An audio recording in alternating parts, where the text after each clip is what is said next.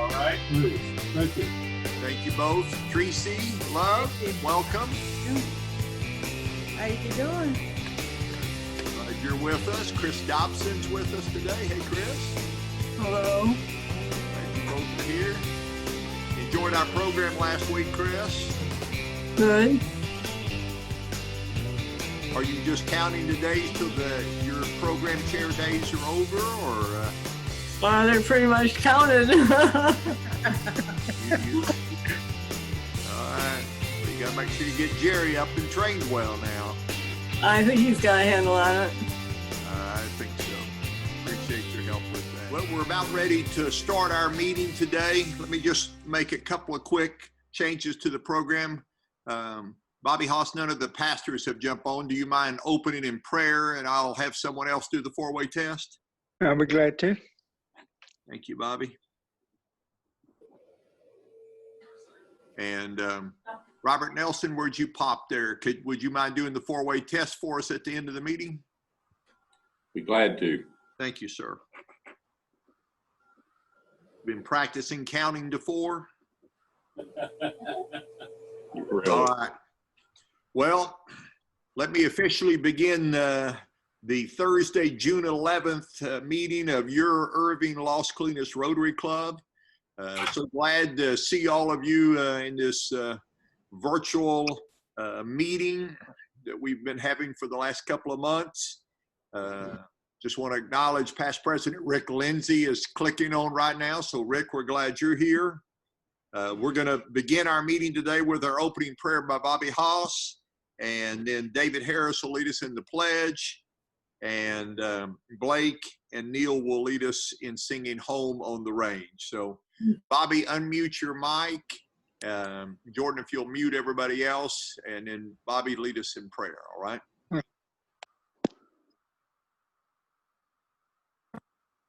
Well, let's see.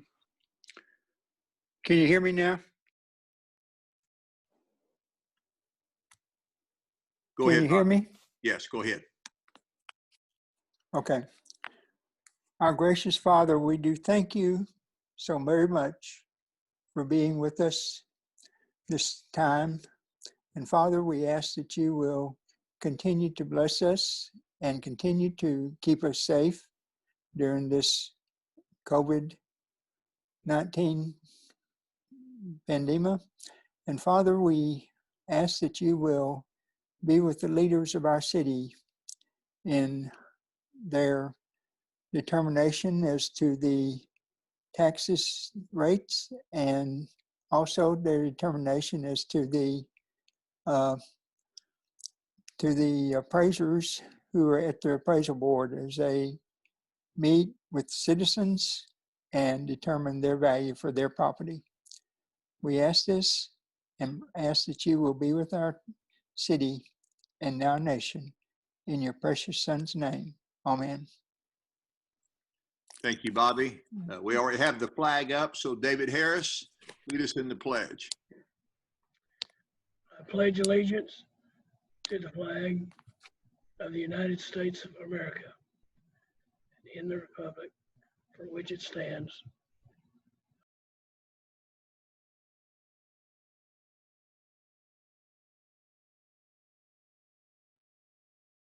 Thank you, David.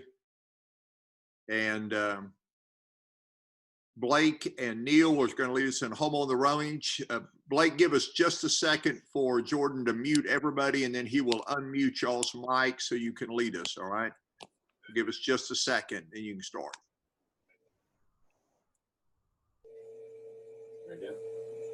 All right, you're ready. Go ahead. Oh, give me a home like the buffalo roam, where the deer and the antelope play, where seldom is heard a discouraging word, and the skies are not cloudy all day. Oh, on the range, where the deer and the antelope play, where seldom is heard a discouraging word, and the sky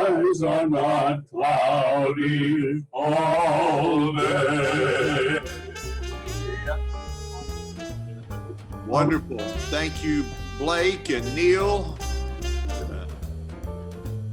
Kind of like to go out on the range right now, so maybe we'll get to do that again soon.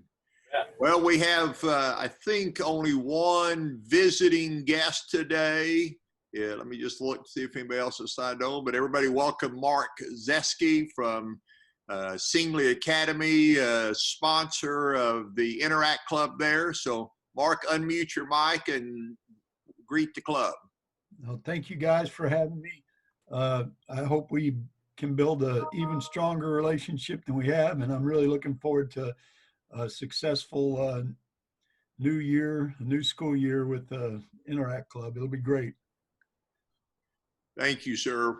Again, really appreciate the kids showing up on Wednesday morning to help us, and looking forward to partner with you as we do our flag program the rest of this year. See if we have any other guests that are here. I don't see any. Well, the question was asked earlier about the country club. So let me just start. This is kind of a club assembly / flag program, but let me deal with the club part first, if you will. The country club is open. They are on 50% occupancy. The main dining room that we meet in can accommodate 150 people. So 50% of that is 75.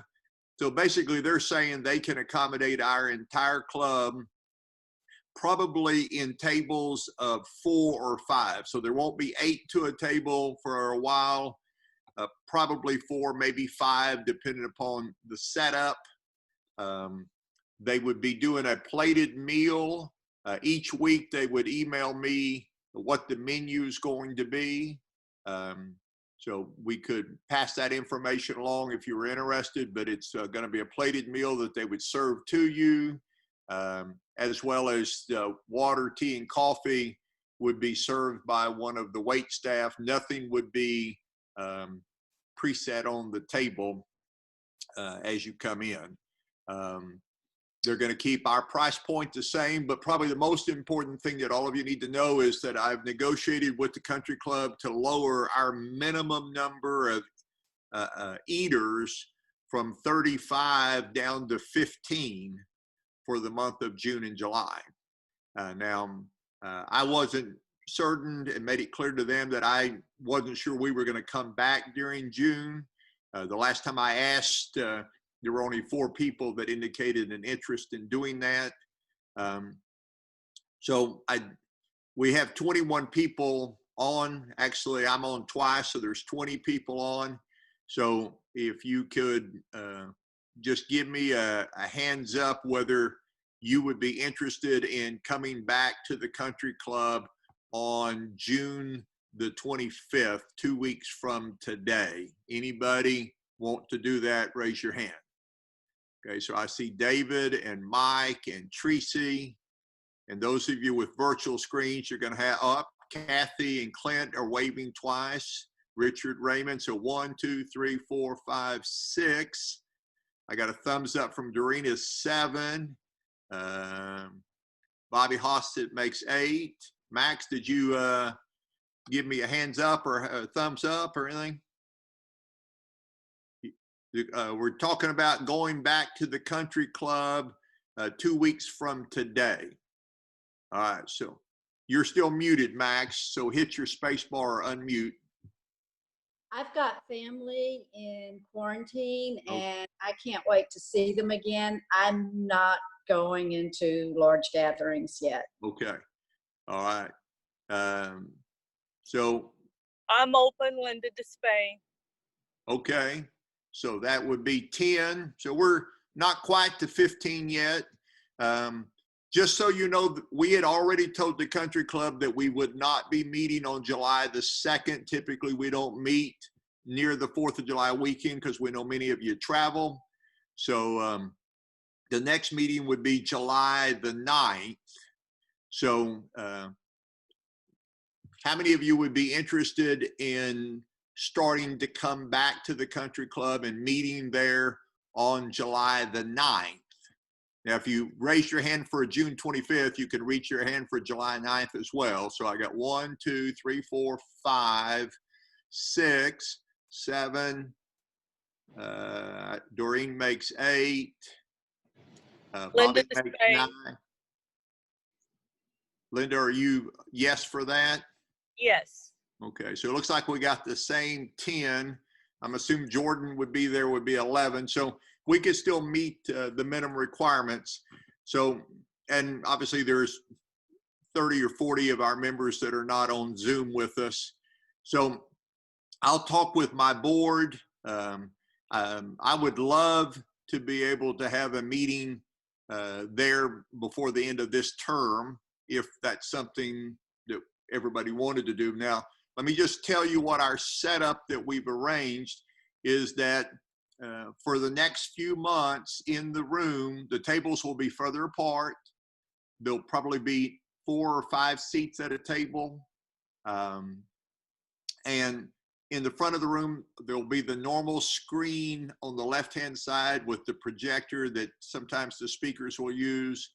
And on the front left of the speaker is going to be a large flat screen TV on a stand where we can connect a laptop computer, and we can, just like all of you are looking at a computer now from Zoom, everybody that's not attending, so Rick Lindsay and Max and some of you that have indicated to me that you would not be attending for a while, you could still join the meeting live instead of us watching on a laptop. You could be watching on a laptop, but everybody in the club would be able to see you on a large 55 or 60-inch TV.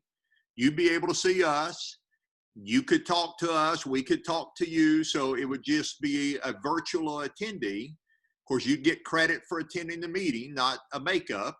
So I'm hoping that if we can get maybe 25 to 30 of our members attending in person and another 25 or 30, we could actually have better attendance combined than perhaps we've had recently. So we do need people to come, and we need people that come to eat.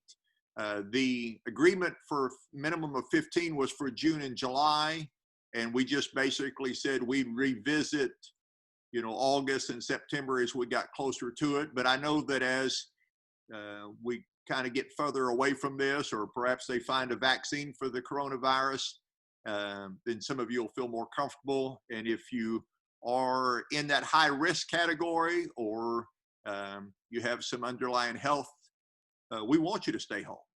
But if you feel comfortable coming, then we want to make sure that we can meet and continue to work together. So is that all right with everybody? And does anybody have any specific questions for me regarding meeting, not meeting, Zoom meetings? Let's just open that up. If you will raise a hand, or so anybody have questions for me? Rick Lindsay, you and I kind of talked about this a little bit earlier this week as I kind of ran it by you. Do you have any other input from our conversation you want to pass along to the club? Unmute yourself there, sir. Hold your space bar down. There you go. Now you're unmuted. Go ahead. All right. We're not hearing you. We're not hearing you. Are your earbuds plugged in well?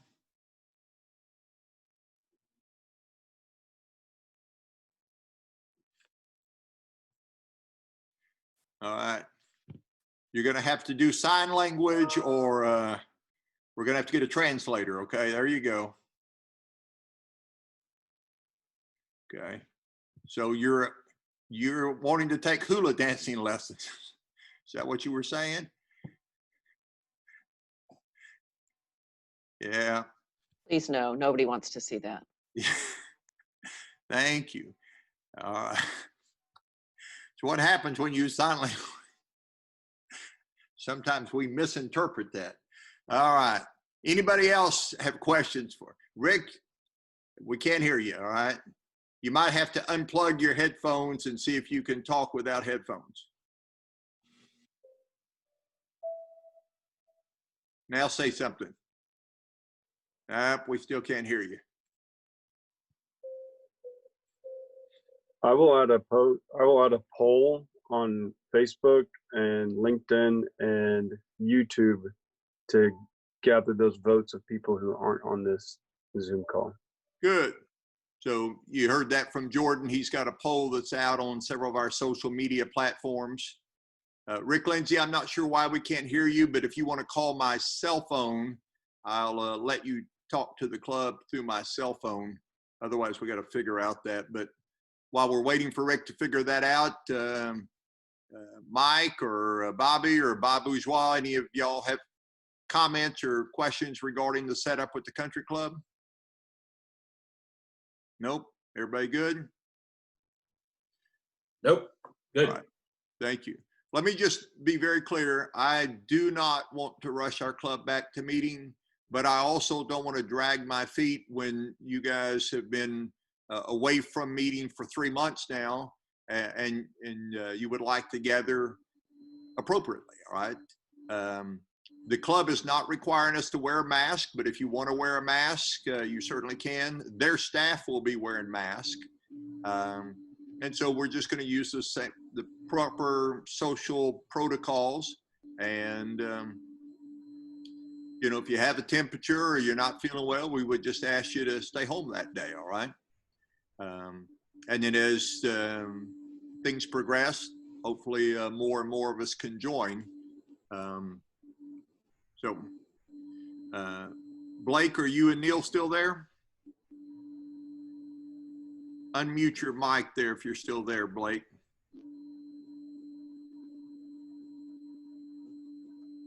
All right. Blake had sent me a message earlier about meeting at the club. I just wanted to clarify with him, but if he comes on, I will. Well, let me take a moment and Rick Lindsay is.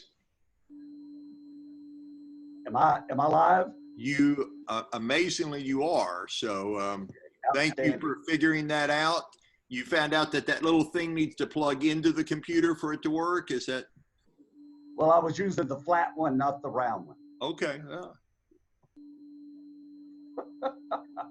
I think you covered it, and I'm excited about getting back to the club. And I think they've got the good protocols in place on the plating the food and serving the drinks. And so it'll be July, August for me, but I'm excited about the club opening for us. I want to thank you for negotiating the deal you did, because I know that was probably some tough negotiations. You did a good job on that. Thank you. I look forward to us getting back together. Thank you. Thank you, Rick. We look forward to having you there. It's my intent when we do start meeting to have a combination. So I might ask somebody to pray virtually or ask somebody to do the 4-way test virtually and have somebody that's there in the room to introduce guests. So it'll be a combination. So if you are attending virtually, we're going to want you to interact and be just as much a part of the meeting as those that are sitting in the room. I will also tell you one other thing for those of you that are interested. There is the ability for you to order your lunch through the country club and either pick it up or have it delivered. And that meal count as one of our 15 meal minimums. So that's another thing that I negotiated with them, was that yeah, if you wanted to do that, it would help. I don't know that it's going to be a big deal in June and July, but if it start going up to 20 or 25 meals, then some of those to-go meals might help us meet that number a little easier. Well, does anybody else have any questions for me about meeting at the club? Let me tell you, I plan to be there, and I plan to be there every meeting. And I want to make sure that the protocols that the country club has told us they will have in place are in fact there. And if not, then we won't meet. But and it is also possible that some of our speakers may not feel comfortable meeting. So we could be in a room assembled and our speaker could be a virtual speaker as well. But we'll try to confirm with our speakers, because if you remember, we had Jim Gatewood scheduled back in March, and we gave him the option to speak virtually, and he said he really wasn't comfortable with that, but he wanted to come to the club when we started meeting again. So we'll try to get Jim on the schedule to be one of those speakers coming up during July or August. So we have an important flag distribution this weekend. So Rick Lindsay and Bob Bourgeois, I'm glad you guys are on with us. Kathy Howard, are you still there with Clint? Hope you're available to give us an update, but we just need to talk a little bit about some of the logistics. And before Rick, you and Bob jump in here, let me just say that Rick Lindsay kind of arm wrestled me and roughed me up a little bit about not participating as much. I'm not sure if he's that rough on you guys or not, but yeah, I've known him for a long time. And so, you know, I had to be up at the flag place, I think like 6 a.m. on Wednesday morning. Wasn't it 6 a.m., Richard? I can't remember what time it was 8 a.m. Maybe it wasn't that early. So, but anyway, we got the Millennium Fountain flags out, and Richard showed me how to do that, and he made me get on my hands and knees and hunt for all the sleeves, and told me that's what all the rookies get to do first time. So, but we got some of the flags out. So, who wants to speak first? Bob Bourgeois, thank you for raising your hand. All right, you have an update for us on the flag program?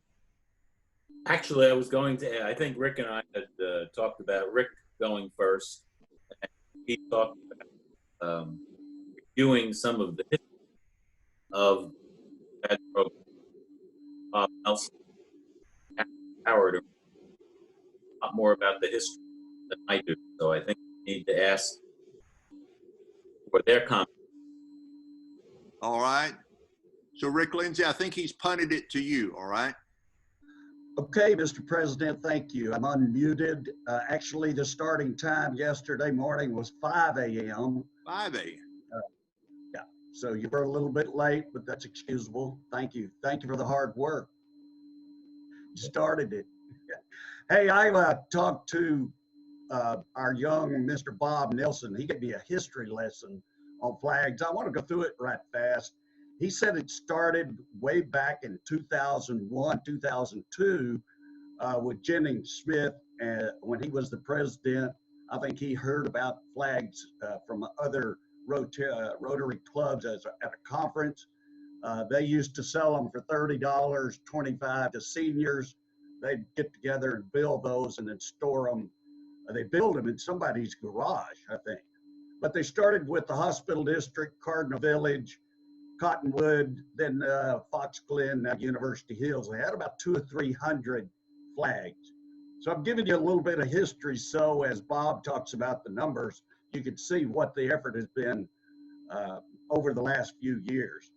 Kathy Howard got involved, and he said that was an injection of energy back about 2007 or 8. And then she and Rosa carried the logistics of distribution as well as the organization to the database and the management of the subscribers.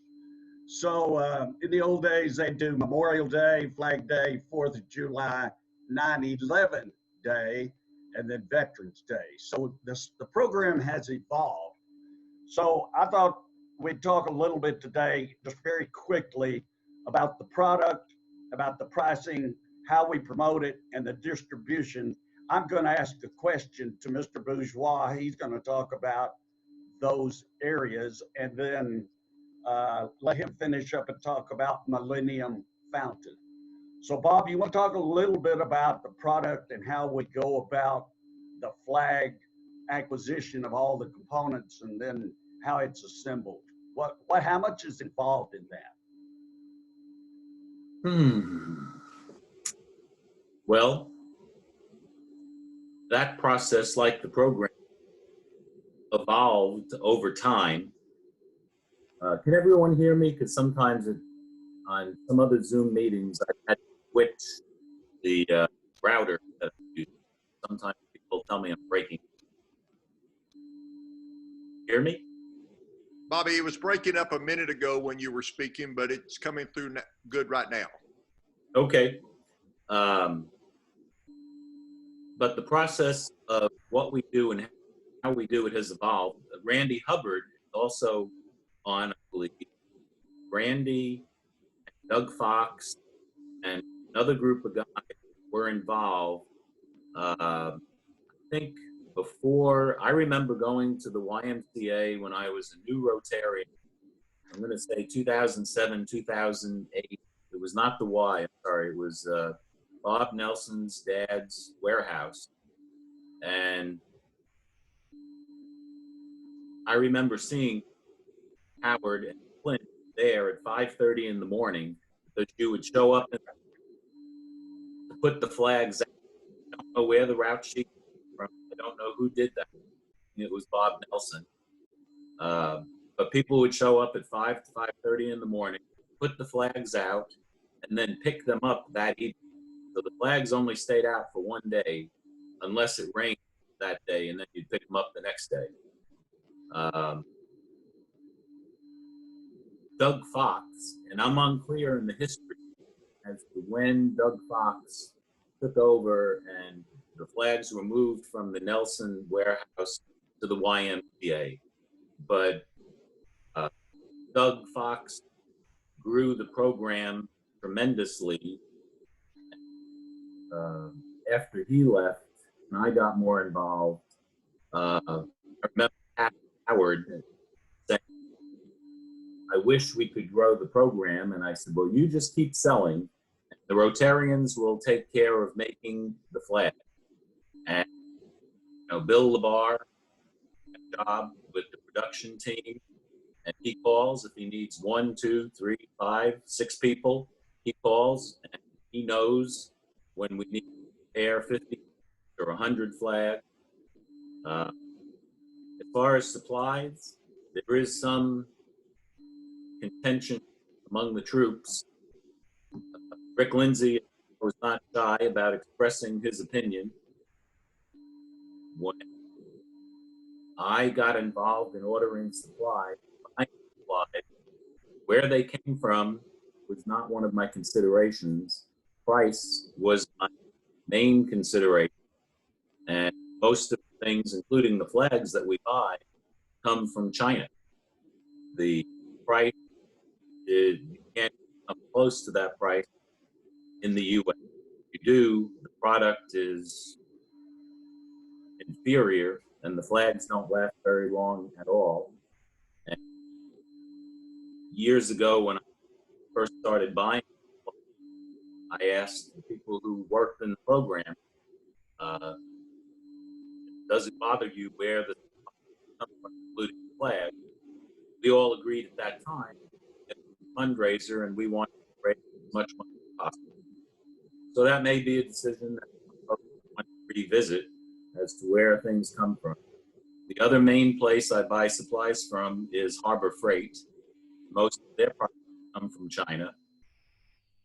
We do have some things that Rick Lindsay went to Home Depot and negotiated with the manager of the store. So we have some Milwaukee drills and Milwaukee products. We don't use generators anymore. They always ended up getting stolen, no matter where we stored them. So we tried to come up with a process for installing the sleeves that did not require the generators. And Rick still likes to use his Milwaukee drill. Luckily, with the rain that we had this year and in some of the recent years, the soil has been so easy to work with, we haven't had to use drills.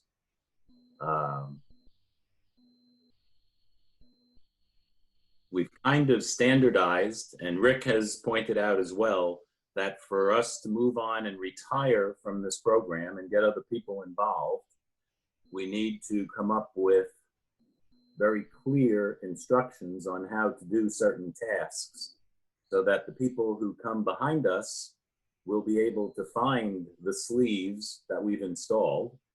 So I think that's a great idea. And he has been terrific at taking the first shot at trying to do that. And what we will hope to come up with eventually by the end of this year is a complete manual with instructions. It'll be a living, breathing document that people can change, but at least we'll have something.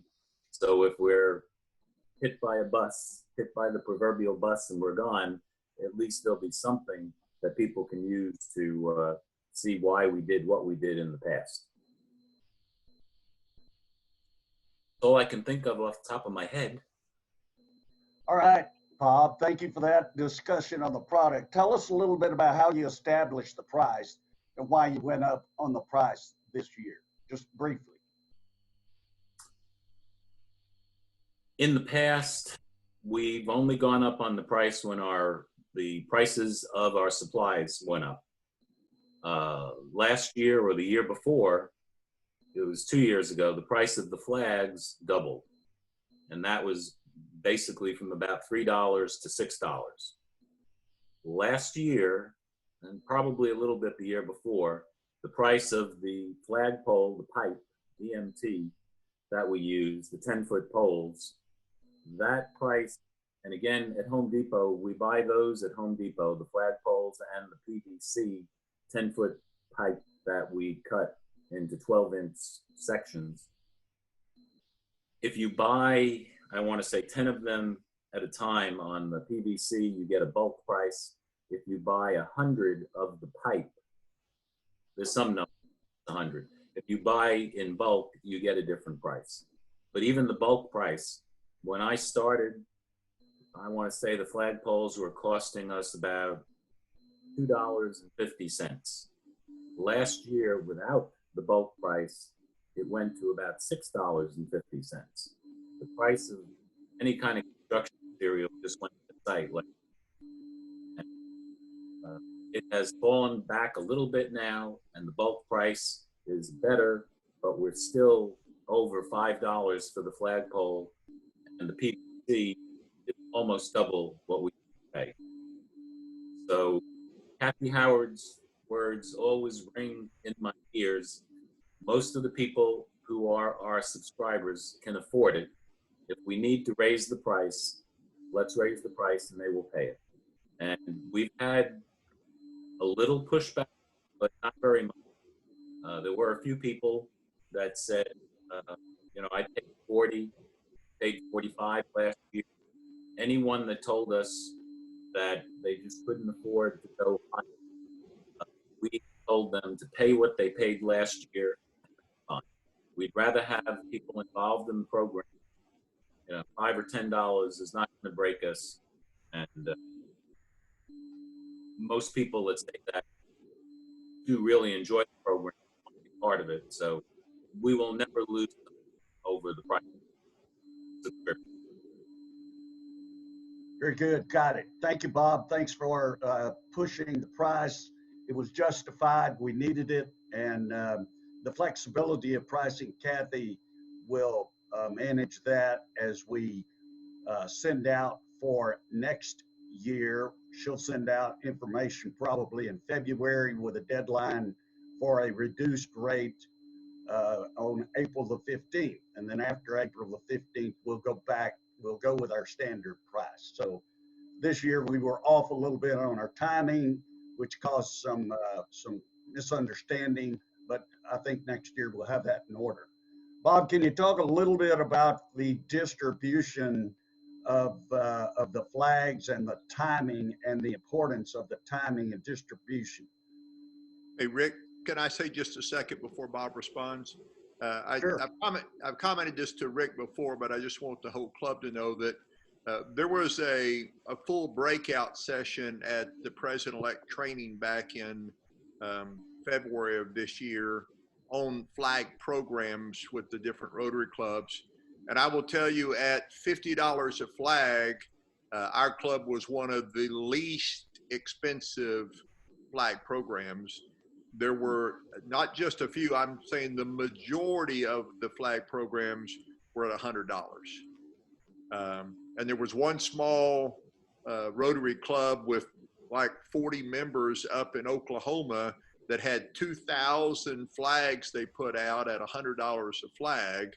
and their Rotarians and families distributed most of them. They were talking about they had virtually no expenses except for the material to build the flag. So I'm just pointing out that even with the price increase, we're incredibly competitive. So, Rick. Good point, Mr. President. Thank you. Yeah, Bob, we got a few minutes and I want to save some time at the end so you can talk about Millennium. So could you just briefly talk about distribution and the importance of that, painting a picture? I'm not sure what you're asking. What do you want to know? Well, I'll just go ahead. Rosa and Kathy put together a good schedule, and they try to hold the delivery teams to that schedule so that as a person leaves their home, they see all the flags in say Fox Glen or Cardinal Village or the hospital district, and so it's important that that they all kind of go out on the same day or whatever, so that and be picked up about the same time, so that people kind of see that all the flags are out, and so we don't get calls saying, why does my neighbor have a flag? I don't have a flag. Why does 2 streets over in Cottonwood, they have their flags, I don't have mine? So a lot of logistics and hard work that Kathy puts together to put the routes together and then coordinate that with the delivery teams. So we go out, we install the sleeves, paint the star early, but the flags should all go out on a consistent timeline. Would you agree with that? For the most part, one of the things that's happened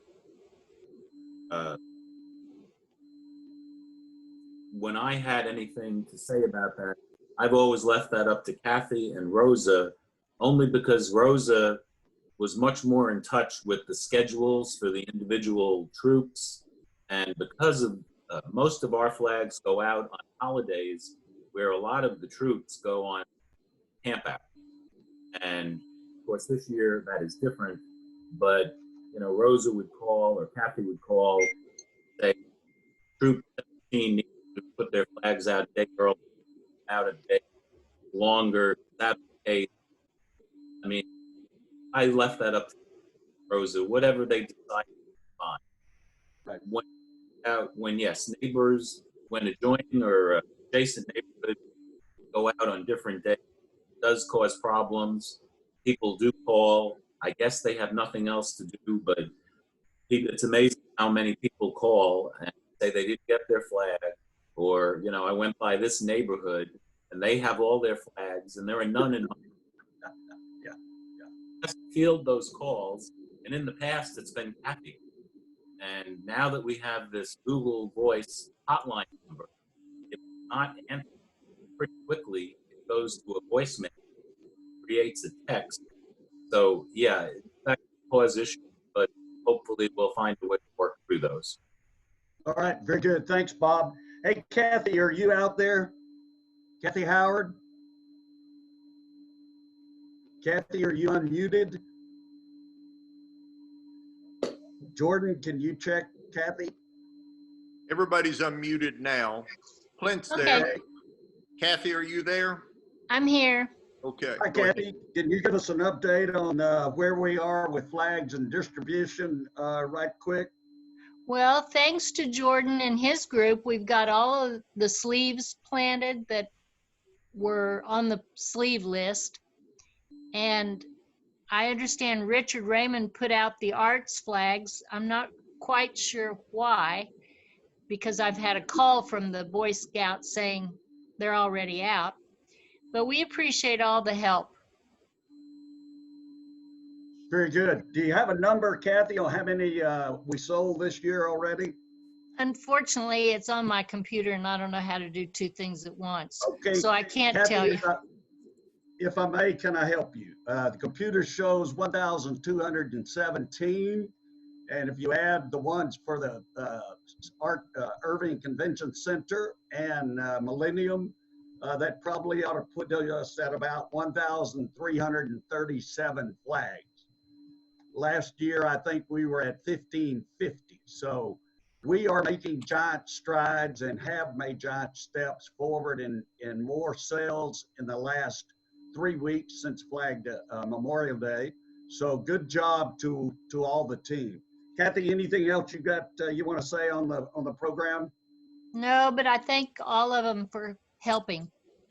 Absolutely. Kathy, thank you for re-engaging and pulling us out of kind of being stuck in the mud there about the first or middle of May. So thank you. And Mr. Howard, thank you for giving us all the time of Kathy on the computer and on the telephone and letting us interrupt y'all's day and dinner and so thank you, sir, for working with us on that. I wanted to save some time and ask Bob. Bob, tell us something about Millennium Fountain. What's the deal? Well, say that without Rick, let me say that there were a few announcements made at earlier meetings, some of our earlier Zoom meetings, and David Cole, as I mentioned one time, was the first one to go out and sign up. I think Maura Gass quickly followed his lead, and she signed up for her 2 flags. I can't remember who was 4th, but then nothing happened for 2 or 3 weeks. So I thought Millennium Fountain is going to be a bust this year. Rick Lindsay started pushing, different word, but also started pushing probably a week.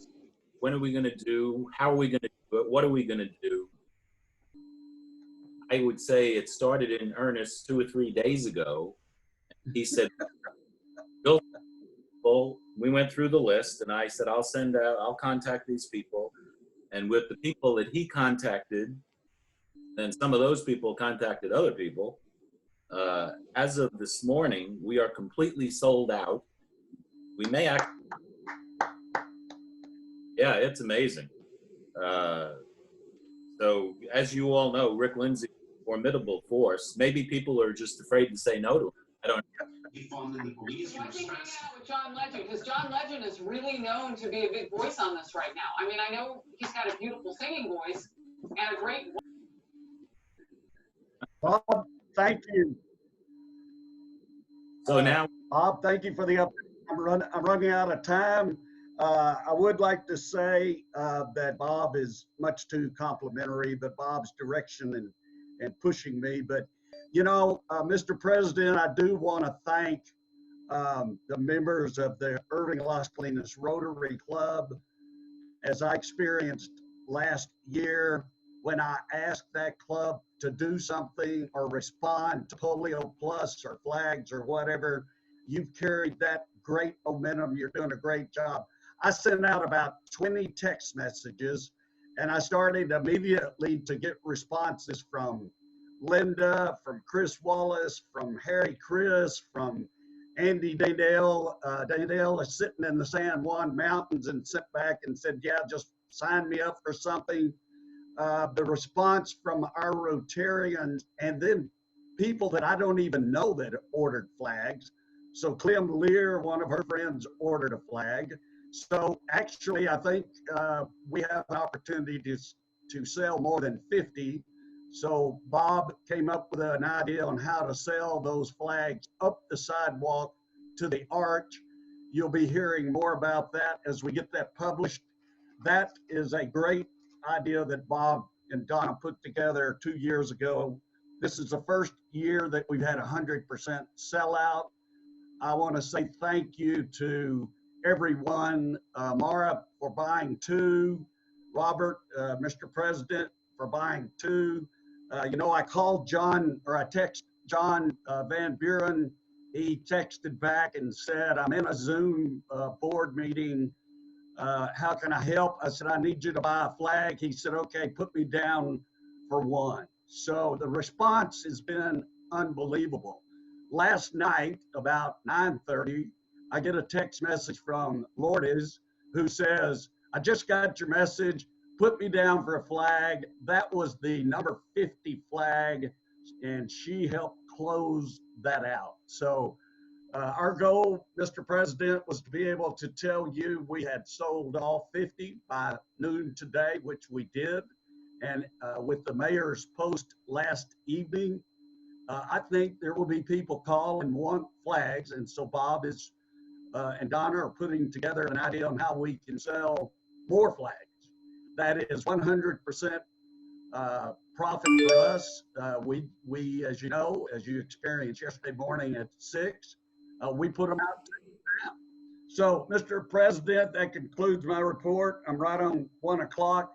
Thank you very much. If there's any questions about flags, send us an email. We want everybody to be a part of it. It's a great, great program. Bob, Catherine, Lindy, thank you all for your leadership. Raymond, Richard, thank you for the red truck and for helping get the flags distributed. Mr. President, that concludes my presentation today. Thank you, sir. And let me just say that working with Richard Raymond and getting those Millennium Fountain flags out yesterday was very enjoyable. You saw some pictures scroll across of Millennium Fountain. The flags look great out there. And then you saw some of the pictures of Jordan and the Interact students. Bob is giving me, I won't say you're giving me the finger, but you got a finger raised. Yes, one quick, where did I put that? Oh, geez, now I lost you. On a sad note, I need to share with you, you've heard me talk about Kathy Howard and Rosa Gordon, and you'll remember that Kathy and Rosa both found it necessary to resign last year, but they have both come back, and Rosa Gordon came back to help us with managing the troops, the delivery Boy Scout troop, and to mentor Melissa. And Melissa was doing a good job and been very responsive, but sadly she lost her husband suddenly a few days ago. So I would like the club to come up with some way of, expressing their condolences to her. We'll do that. I will get with Kathy. We'll get a card and get it signed and get it sent out. I believe she lost her husband to a car accident. Was that right, Bob? I'd never heard how he died, but I knew. Yeah, I had heard that it was a car accident. So we just need to be mindful of Melissa during this time. And the only other thing I would conclude the program out is that we need everybody's help. And so if you happen to get a call or a text saying, can you help in some capacity, installing a sleeve, delivering a flag, helping make flags, even though that may not be the normal thing that you do, I just need you to say yes and jump in. We are working to get this number 1337. That's an awesome number, but we're working. We still have about 300 or 400 that have not renewed. And I'm certain that as we get Flag Day behind us and we're headed for the 4th of July, that there's going to be a busy few weeks as more people go ahead and get renewed. So even if you just have an hour or two, there's something you can do to help. And and if you want to help, and if it's not a day like yesterday morning, Richard and I went up, they met us and opened up and we got things done. So we need everybody's help so that it's not just falling upon Rick and Bob and Richard and just a few of the kids. I want to say a special thank you to Jordan for reaching out to the Interact students. We had, I believe, 4 students from MacArthur and 8 students from Singley, and even more we're going to be. Yeah, let's do that, because it was so nice to see young bodies out there yesterday, and healthy bodies, and excited, exuberant people that could actually bend over and touch their toes. Those are the kind of people we need helping with the flag program, all right? So you guys continue to encourage them on. We're going to keep the meeting open as I normally do to 1:30 so you can dialogue. Richard Raymond's got his hand up. Richard, you have a quick comment because I need to go to the 4-way test, but unmute yourself and make your quick comment. There you go. Yeah, I have a couple questions. The silver on the top worked pretty good on the sleeves of Millennium Fountain. And this year, maybe, since we raised the price, maybe we can put in the bylaws that we can keep the flags out from Labor Day on through 9/11. And we can leave the flags out for, that whole time and give them another holiday. So what do you think about that?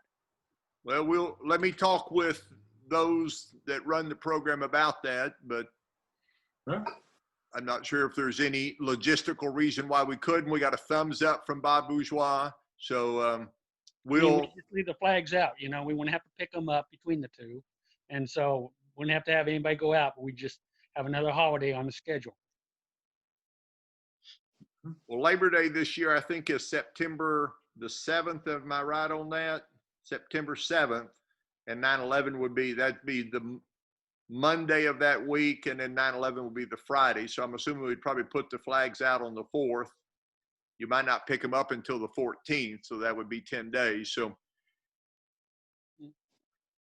Just an idea, they would think a lot more of it since we raised the price if we could just give them another holiday. Okay, that's fine. I'm open to that, and Good idea. Yes. And Kathy Howard, I was going to tell you that when people call in and complain because one street has their flags and no street doesn't, just tell them that those people had Prime, and so they got their flags earlier, and maybe that won't work. So Robert Nelson, are you still on with us? I am. All right. Well, we're going to do the 4-way test. Jordan, if you'll put the banner up there.